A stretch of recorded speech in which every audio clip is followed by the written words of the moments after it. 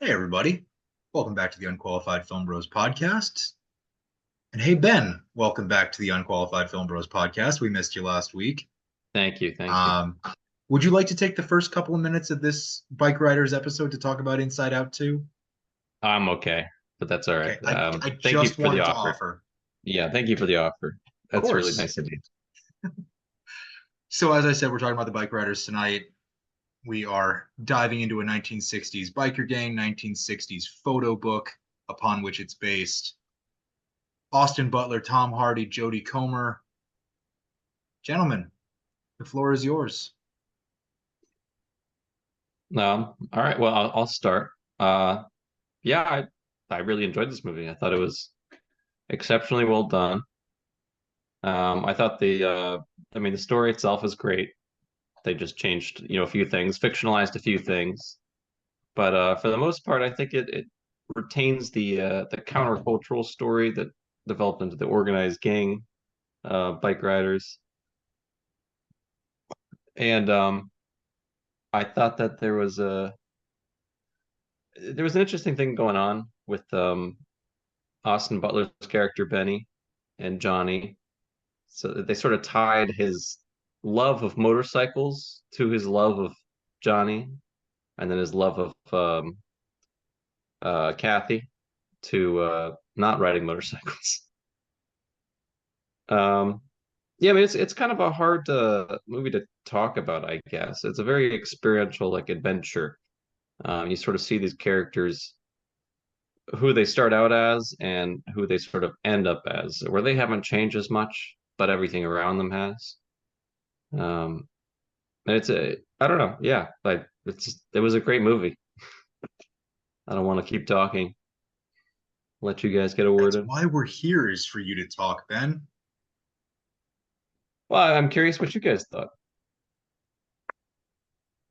Yeah, I mean, I don't disagree with anything that you said. I mean, I guess I'll talk a little bit about the performances, to sort of, but you know, you get three outstanding leads here.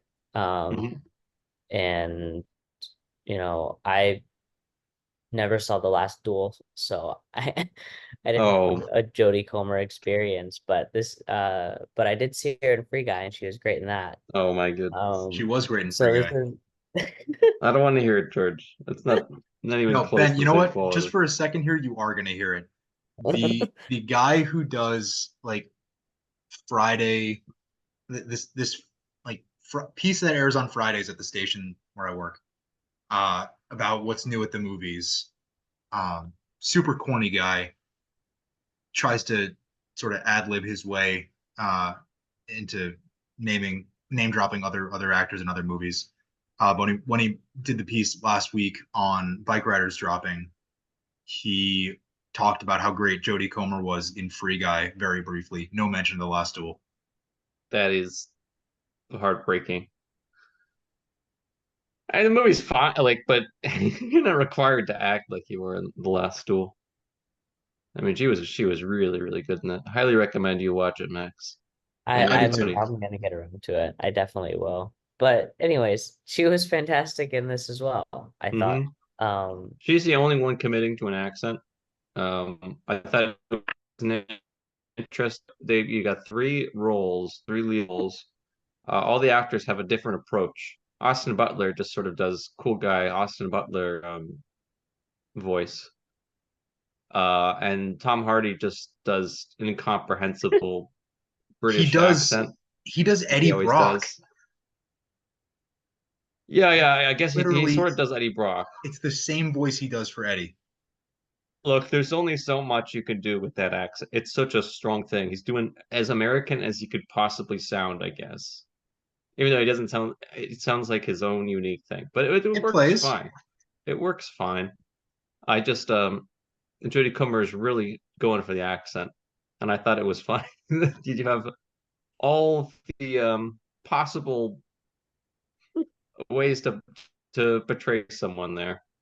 Just don't care, do a stylistic thing, or really get the accent down, which she did. I mean, She it was goes chaotic as hell, but I loved it. Yeah. she goes so Midwest with it. Like I feel like she spent 20 years living in Minnesota just to learn the accent for this movie. Yeah. Jodie Comer is one of the actors that actually can do accents really, really well. Not everybody can, even good actors, but she definitely can. Um, yeah, I'll hop in with some opening remarks here. I want to, you guys touched on the performances already, so I'll just say that I really, really enjoyed our three leads. Um, but I really want to talk about the sort of homage to the photo book upon which the film is based, because we see a lot, especially in the first and second acts of the movie, but less so in the third act.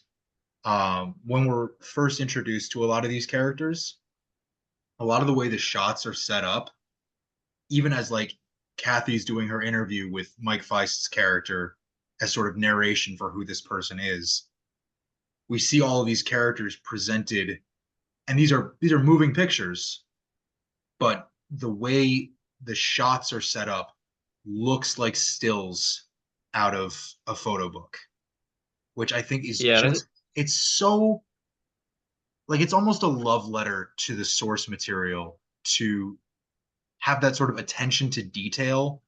well, I know Danny Leon is still alive and consulted on the film. I also know that Jeff Nichols got the photo book like 15 years before he made the film, and was enamored by it. And it Yeah. was actually the shots in that book. He said like the detail and all, being able to see all the chains and everything. He said it was originally a black and white photo that he colored, and when he colored it, you could really see all the details. He said he wanted to create a movie that was that had that much depth in all of its, well, not in all of its scenes, but in a lot of the scenes of the movie. So I think he definitely captured that. He definitely got what he was going for. Um, but there are some really epic scenes, especially like the first time you see all the motorcycles out. I mean, that's a fantastic scene. I'm Going over the sure that bridge. Yeah, I'm sure that there's a bunch of pictures. In fact, you can find them online and stuff with all these guys with Funny Sonny, Zipco. Michael Shannon. It's almost a bit part for him. Like, he had nothing else going on for a few weeks, and Yeah, Nichols was like, "Hey, you want to do this?" And he said, "Sure, I'll throw on a wig and a jacket, and we'll make this movie." but it's great. It's I mean, so he even great. does a bit of an accent too. I said, I don't want no fucking pinko in my family. I told him, you go and quit that college, or else I'll beat it out of you. And he He was did. really, yeah. He was great. It felt really heartfelt too, especially the scene where he was like, wanting to go to war, go to Mhm. Vietnam. Yeah, I think the risk of making a movie that, one, takes place over about 8, 10 years, and two, focuses on something that's so easily stereotyped, you run the risk of creating characters that lack depth and lack a certain three-dimensionality. Hmm. And what Nichols and the actors here managed to do is, truth be, I mean, I haven't read the photo book. I haven't read much about this, the Chicago Vandals, Yeah. but I mean, we get these well-rounded characters created with such care and attention to I detail that they feel like real people in I each want sort of period that we've been. Can I finish? Come on. okay, all right. We get Don't people, get we get characters that feel like real people. And I think yeah. when you run the risk of stereotyping, that's difficult to do, and they pulled it off. Go ahead. I had to intercept because they are real people. You understand that, right? I know. I mean, this is like it's not just a photo book. Danny Leon rode with the Outlaws for 4 years, and recorded, I don't know, probably hundreds, thousands of hours of dialogue with all these guys. Um, Hunter S. Thompson did something similar with the Hells Angels for a year. But I mean, these are real people. That's why I wanted to interrupt, because I think they're this broad because you have 4 years of interviews that he compiled over the time to make that book. So you have so much stuff, including like Funny Sonny, I guess, was an invention of Zipco. Or it was one of Zipco's stories or something. I can't remember. That was There, such a fun performance. Such a fun there were a bunch of character. stuff going on. And yeah, he's supposed to be like a Hell's Angel, if you guys can get that. The Red Devils. That was a little Um, heavy-handed, but it worked. how was it heavy handled? No, The like Vandals, the Outlaws, the Red Devils, the Hell's Angels. I It's mean, supposed to be.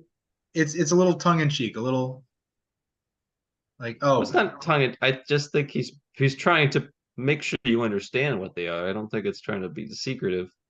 They just changed the names because he didn't want to. They're somewhat fictionalized, I guess, but they kept the names.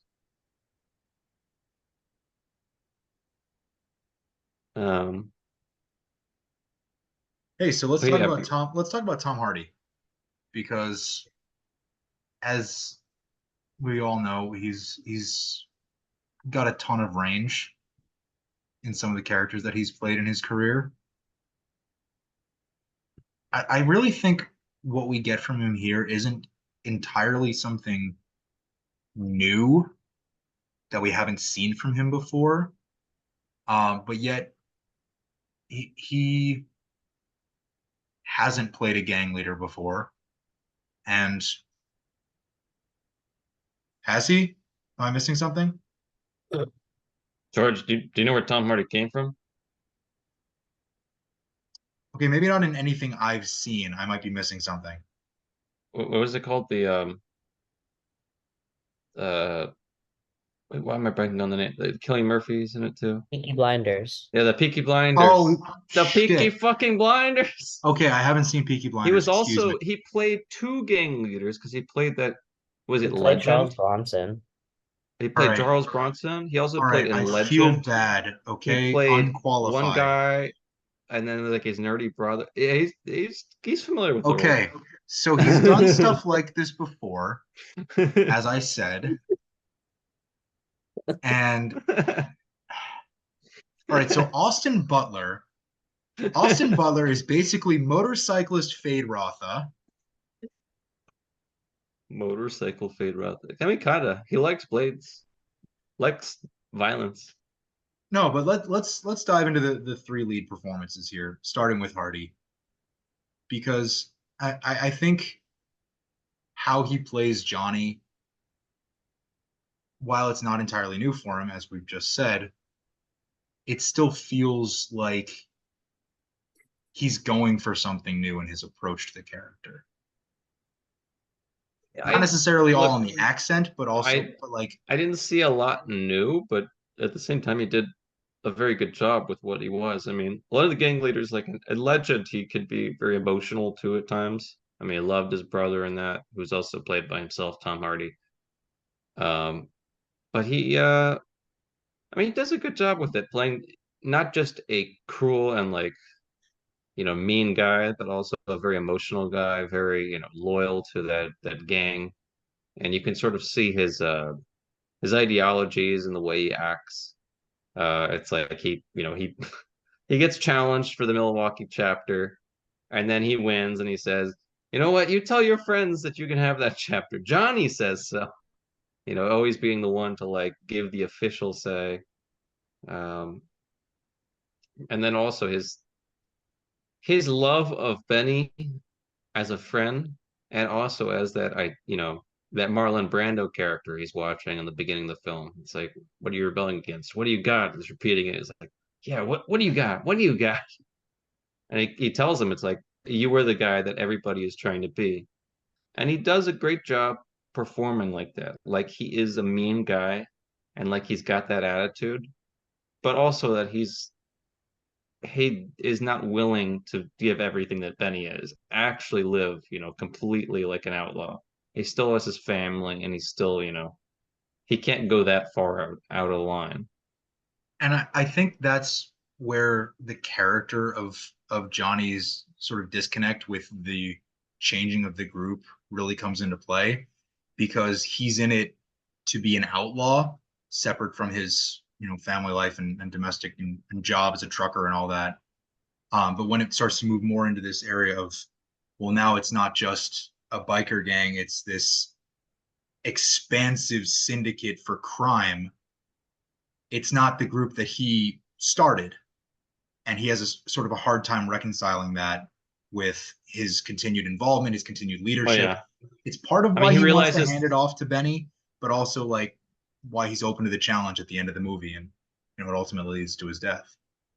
yeah, yeah. I think well, he realizes he's just not that type of person that can run this whole thing, run multiple chapters, and you can't run multiple chapters. I mean, that's the entire problem. Is that they're like gangs. It's like they do their own things, and that's kind of and you see the deterioration of the community where more and more people start to join, and you don't know these people anymore.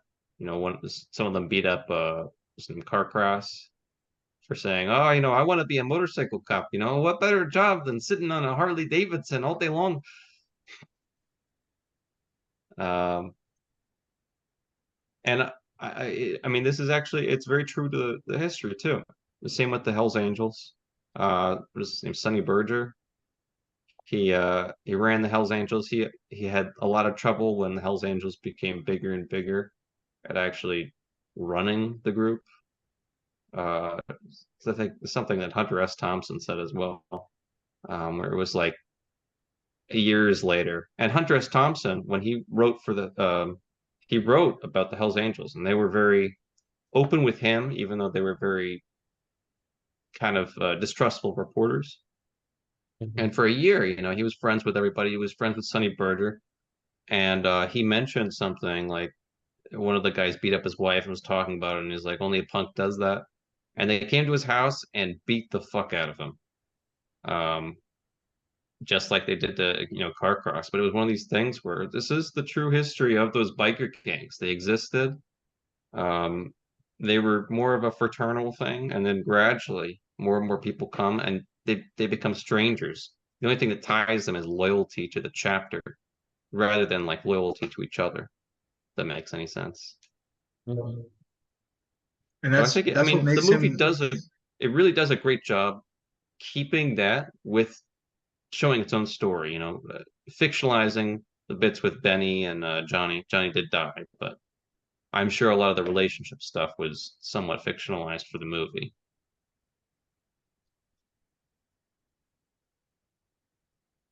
Max, what do you think? Max, what do you think?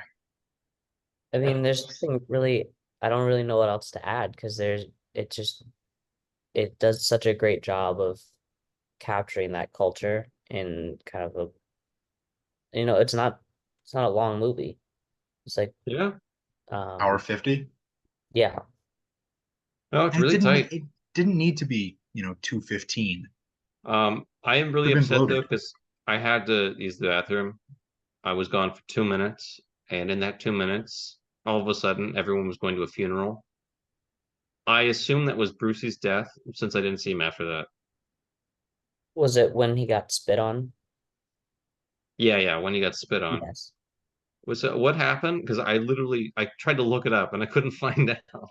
He ran into the back of a car that was on his bike. He was riding up a street, and a car was backing out of a driveway, and he just face planted into the back windshield, and that was it. That's kind of Mhm. what I figured based on the way they were talking about it. But But he was also I, sort of I like a not necessarily like a moral compass, but sort of someone who would ground Johnny and keep him sort of level headed in the first yeah, two acts of the movie. And losing mhm. that sort of safety net changes Johnny as a character, narratively speaking, for the rest of the film. Yeah. I mean, you could sort of see also like he's missing, like, even though he loved Benny. I mean, Brucey was really close to him too. So he's missing that like close connection that he used to have. And then Benny leaves town after the car crash thing. It's just it's rough on him. Mhm. The actual story though is quite interesting though. Uh, there are a bunch of people coming back from Vietnam, but they called themselves either pot smokers or beer drinkers. That was literally the rift within, I think, both the Outlaws and the Hells Angels gangs. It's literally the pot smokers and then the beer drinkers. And But a that's how they lot of them, refer to them in the movie once. yeah, but they were Vietnam vets, and a lot of them, you know, came back. They were changed. They were not in a right mindset. This is a pretty common thing, but it gave them an outlet to release violence, which is what they had experienced so long in Vietnam. But yeah, I mean, it's a really interesting cultural stuff. I highly recommend the Hunter S. Thompson book. I have not read the photo book by David Leon or Danny Leon. Well, speaking of the photo book, let's talk about Mike Feist in this movie and the sort of Yeah. not just about his performance, because we talked about that enough with Challengers a couple months ago, I mean, but he's there for like 5 minutes. He's just let's sort of let's there. talk about the use of the framing device with the interviews, putting the interviews and the conversations into the movie rather than just basing the movie upon the conversations. Well, I think that's kind of how the photo book is set up, right? I mean, he took pictures of himself, he took pictures of everything, and sort of wanted to combine it with what he recorded. Um, so I think it makes sense. And again, Danny Leon did consult on the film, so I'm Pretty sure true to life then. he could. Yeah, I mean, the things that are fictionalized are, you know, some of the events, some of the relationships, and whatnot. But the actual history itself is pretty much what's in the book, to my knowledge. Um, but yeah, I mean, he rode with them for 4 years, so he would know them. He definitely knew them pretty darn well. What I did you mean, he guys was think of like the they don't really go into this in the movie, but as I understand it, he actually was a member of the biker gang after a certain point. He Hmm. became a member. He wasn't just like, I mean, he was recording them still and interviewing them, but he actually became a member. You after don't a get certain journalists point? like that anymore. 4 years with a biker gang Just to saying, write a story. none of my coworkers would do that. No, that was Gonzo journalism, the new journalism. Um, it's very countercultural as well. But yeah, it's a great movie. I mean, I don't have too much else to say. There's plenty to experience with the film itself, rather than me telling you. How about the kid that kills Johnny? Piece of shit. I almost felt like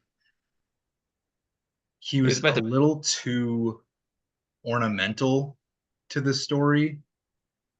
Like obviously you couldn't have him be a central character given that he wasn't a member of the gang. Yeah, but But that's the actual history, and that kind of fits with. I like how they sort of bring him in, where he's looks at the gang and is like, oh, I want to do that, but he doesn't really understand the culture. He loves the look and he loves the power that comes with it, but he's willing to, you know, when he asks him, all right, you can join, but the rest of your friends, they can't. And he's like, okay, sure, immediately. But it's that sort of like cutthroat attitude. Um, and they don't portray him as a Vietnam vet in this. And um, the actual history, he's shot by a Vietnam vet who was a pot smoker. That was kind of like the power struggle. And he wasn't technically the founder. He was the kind of current founder, because I guess the club had existed since World War II. the new era founder. It, but certainly, I mean, a lot of those biker gangs really came to prominence in the 60s. Before we wrap up, I do want to talk a little bit more about Jodie Comer because she's absolutely tremendous here. Again, we talked about the commitment to the accent, the commitment to I've, sort of like, I've had more court dealings, and I love the accent. It's really great. It gets stuck in your head. Yeah, Uh, she did that. She really did.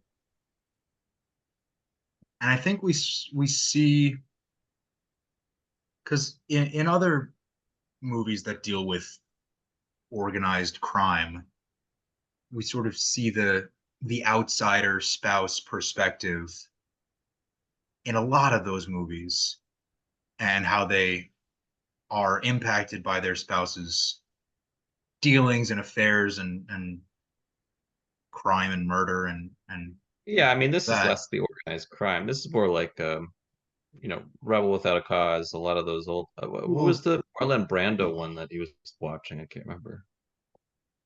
I don't know off the top of my head. But yeah, it's a Um, Marlon Brando. but this is, I was going to say, Ben, this is less of that and more of, how do I phrase this? I think this is more, I don't want to say love triangle because that's not what it is, but her connection with Benny versus her relationship with Johnny versus Johnny and Benny's relationship. It all centers around riding and being a part of this group. And I think, Ben, Well, what you said, yeah, it centers around like the need for that stuff. So I was gonna say, as much as Benny in that scene where he almost loses his foot and they tell him like he can't ride anymore. I mean, he really needs it. Like you can see it in the way he acts. He needs to ride that motorcycle. I mean, that's so much a part of it. He'd rather die than not, at least at that moment. It's between that and Kathy, and you can kind of see like he says, "I should just leave. You're better off than dealing with me." Logically, yeah, that makes perfect sense, Kathy. and he says that multiple times, and Yeah, then he does and it. Kathy is like, "No, no, no," and you can sort of see the fear in her eyes, and I think it's a great scene where she's just as afraid of losing Benny as well. It's like something that's not good for her, but that she needs. Mhm. That toxic relationship, I guess. And that's how it's presented when they first meet in the bar, Yeah. with that awesome shot of Austin Butler at the pool table. That's a And real shot. That's a real shot from no, the it book.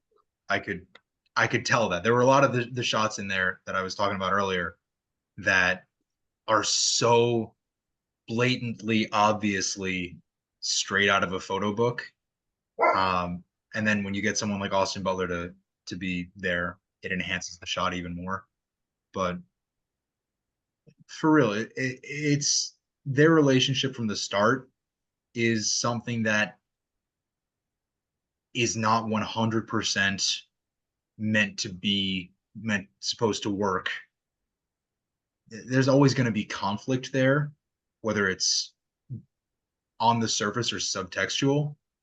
And I really like the way that, especially Jodie Comer, but Austin Butler too, where they sort of have an understanding that their relationship is not perfect from the start, but they still find their way together.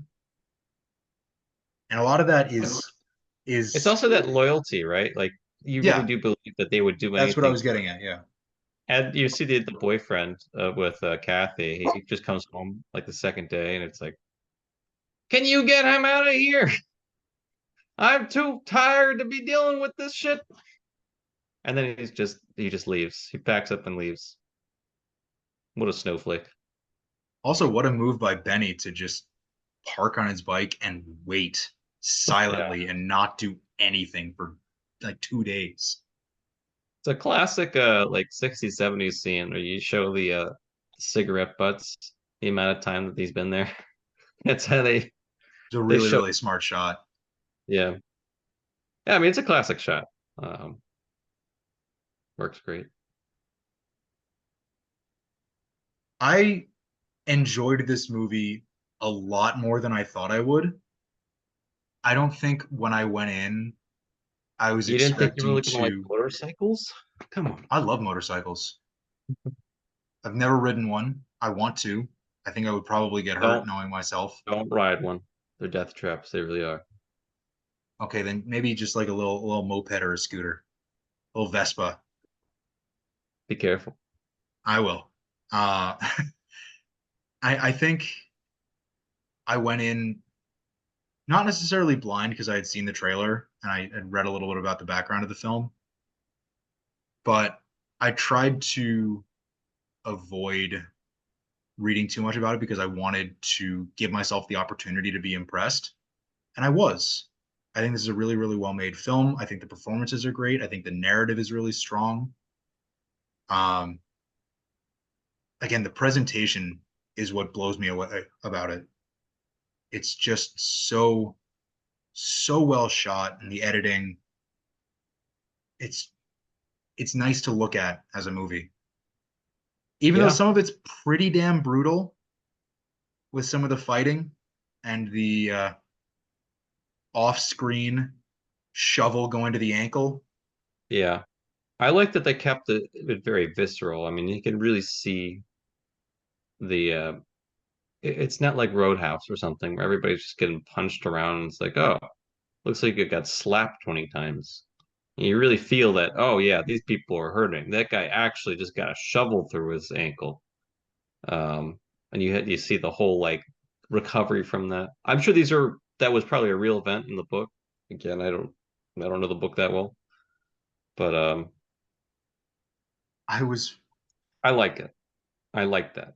just a quick little tangent. I was watching the season 3 finale of Lost last night, and there's one moment where someone hits someone else with something that's so clearly supposed to make like a metallic sound, Hmm.